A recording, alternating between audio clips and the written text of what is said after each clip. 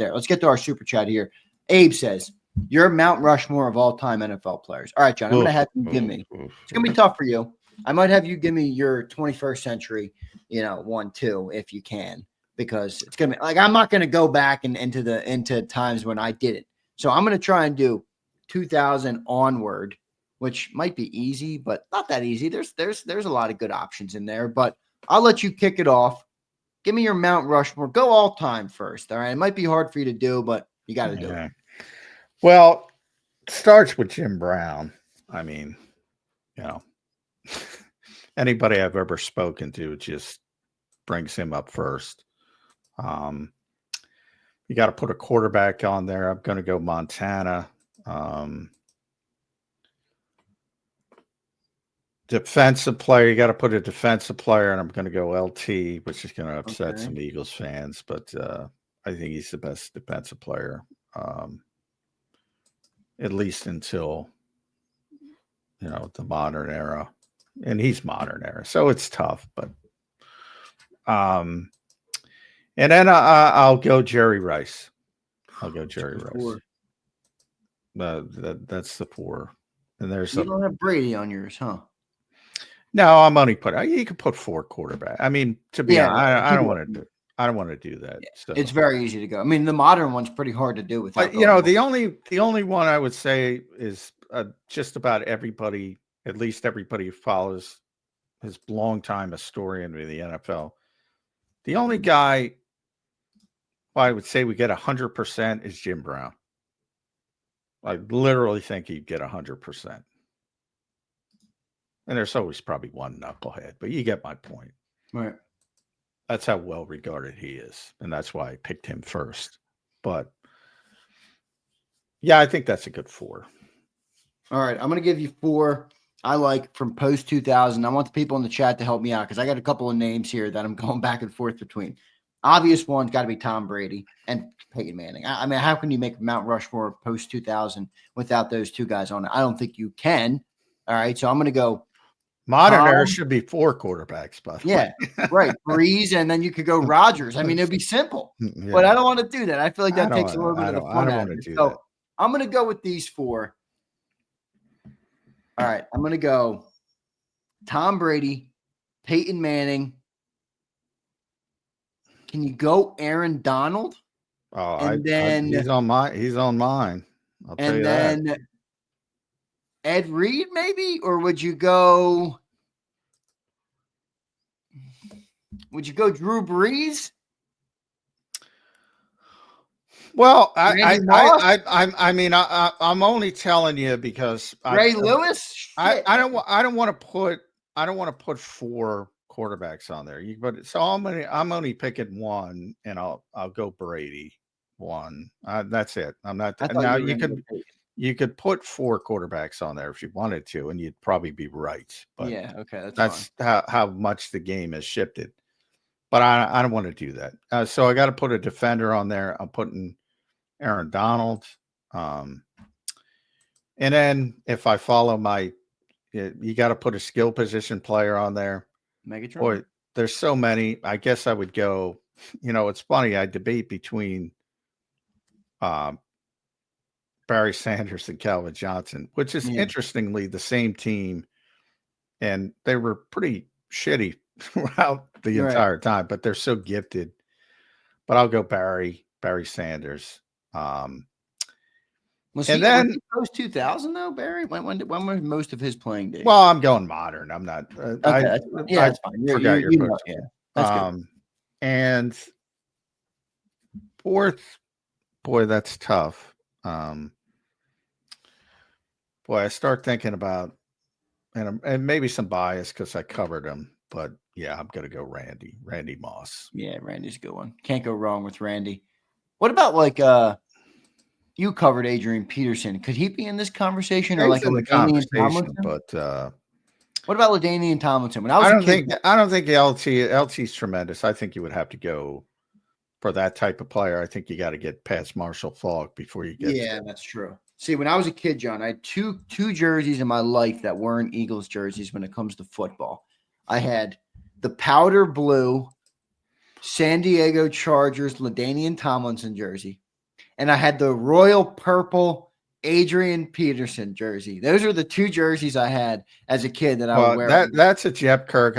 I generally don't care about jerseys, but or cut, people. No, I'm just saying when I was a kid, those are the two backs I liked. I like those two running backs. There's so many players you can make an argument. Yeah, Adrian's unbelievable. But to me, he wasn't good enough as a pass catcher and even as a blocker, as a guy like Tomlinson or Balk. Pure runner, I think he's the best pure runner since Jim Brown.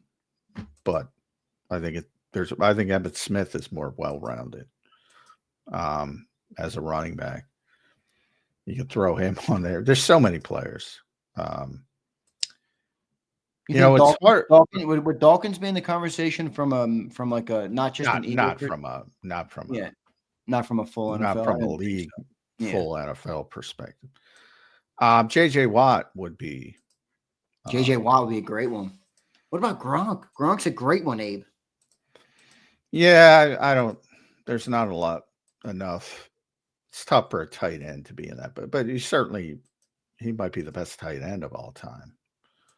But it's just, I'd say Larry Fitzgerald, but there's just too many good wide receivers. I mean, you mentioned Megatron. Yeah, there's too many good. Randy Moss. I feel like I'm short-sighting the offensive line, but everybody always short-sights the offense. I know, it's true. It's just what happens.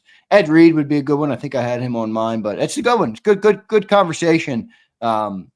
It feels hard to me to leave some of these quarterbacks off though. Like you made it through a modern one. You didn't put on Peyton Manning. Peyton Manning's got it. Well, if you want to be honest about the modern, it should be 4 quarterbacks, and I don't like that because right. But who would your 4 be? Brady, Manning, Breeze, and Rodgers. Yeah, well, I definitely have. Anybody who's ever listened to me knows what I think of Aaron Rodgers. So, yeah, he's on there. But I have to think, would Drew be 4? He'd be 4 from an accomplishment standpoint at yards and all that. But I think there were better quarterbacks. I don't know how far you want to tilt. Like probably Elway, if I'm putting him in the modern. But other might tilt him towards, like, to me, I look at it as when did the game change? Like significantly.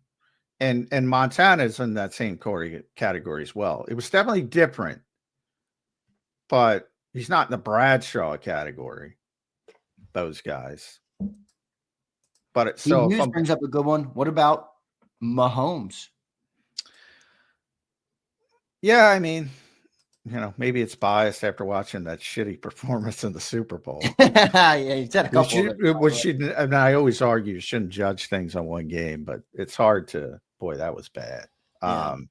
And the Eagles deserve a shitload of credit for that, by the way, because he's a great player.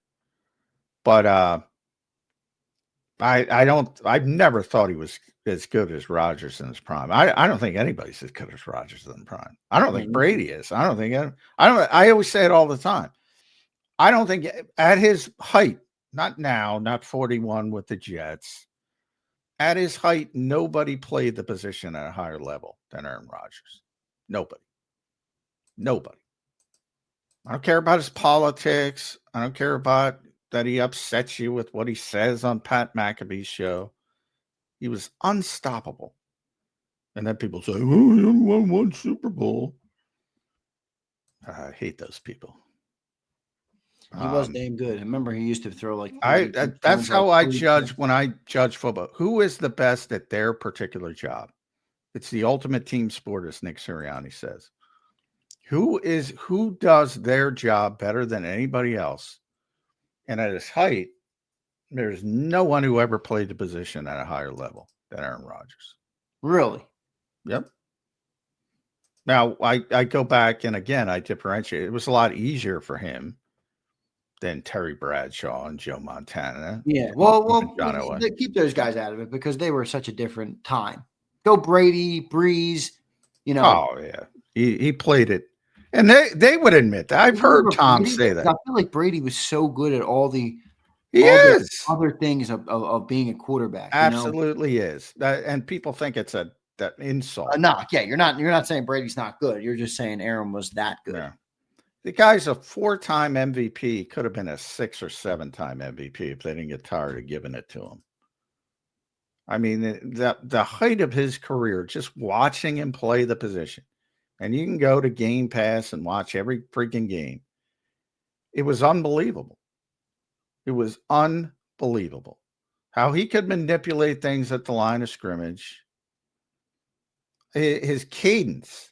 I mean, he'd get 4 or 5 free plays a game. I've never seen anything like it. I remember saying, because again, I lived in the Midwest for a long time, and Packers fans used to be so entitled for watching great quarterback play. Again, forgetting that Lynn Dickey existed in between Bart Starr and Brett Favre. Like I always say people talk about home field advantage, Lambeau Field, all that stuff. They gave up 4 games a year to play in Milwaukee because they didn't give a shit. They were so bad. They didn't care. Only when Brett Favre came there did things turn around. And I said to myself, because I got to see Brett Favre up close, and I said, well, nobody's going to be as good as this guy, Brett Favre. And Rodgers was better. It's amazing.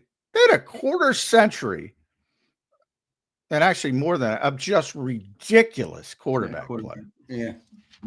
Yeah, but John, I know you hate to hear this, but the one Super Bowl will haunt him in terms of the history books. Well, it won't haunt it. Won't haunt him. But I mean, not everybody will have the context that you just gave when it comes to Aaron. When you have people in 20 years who didn't know, didn't see him play, they'll say, "Hey, was he good? I mean, he only won 1 bowl."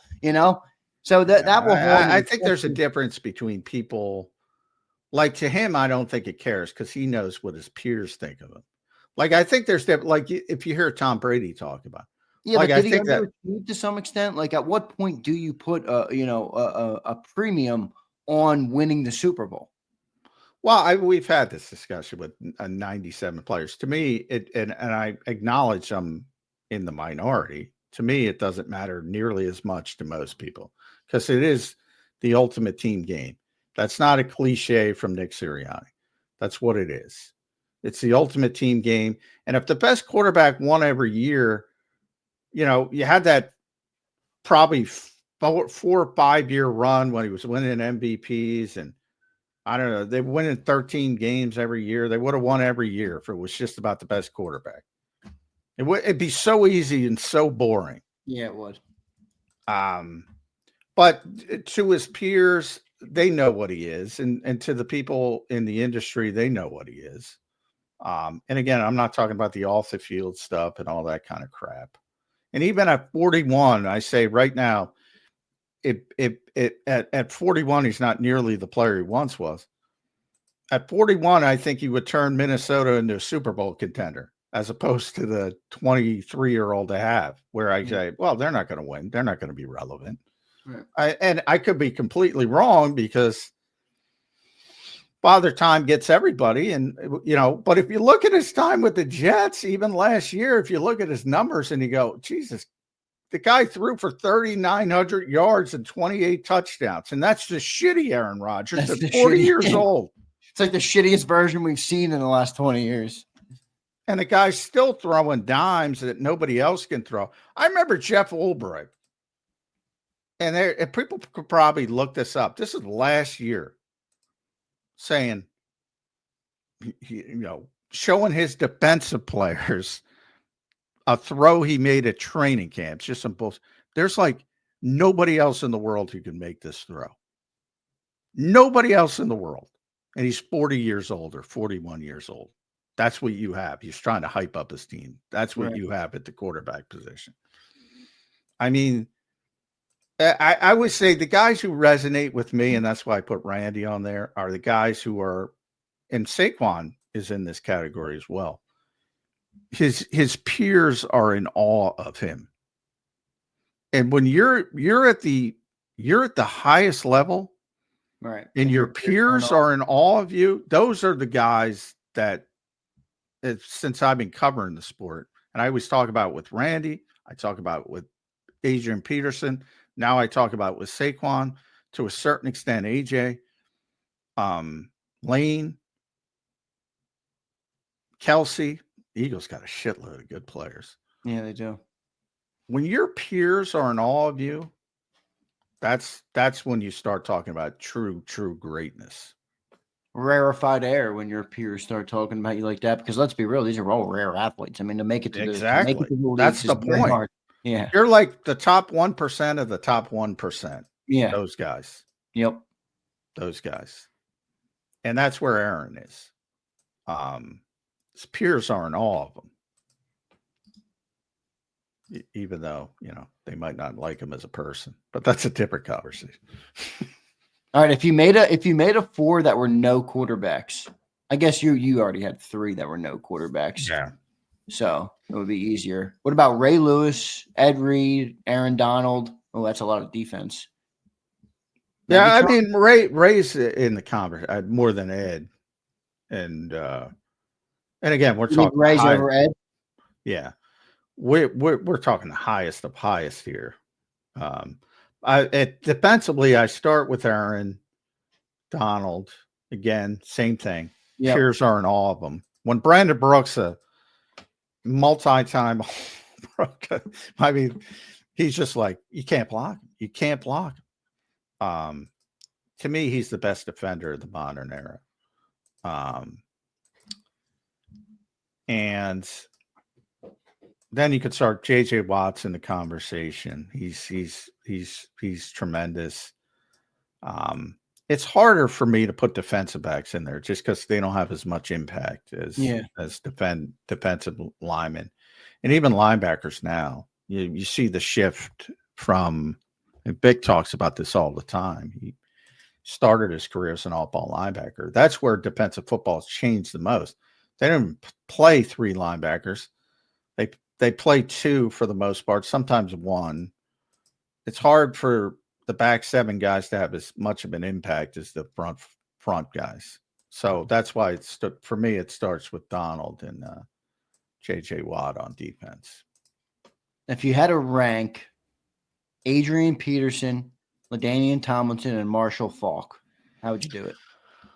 Well, I've had this discussion because people used to talk in the day, Emmitt Smith or Barry Sanders. So I'll ask you, do you want well-rounded running back or do you want best runner? Because I think they're different answers. I guess it depends on the team. What would you take?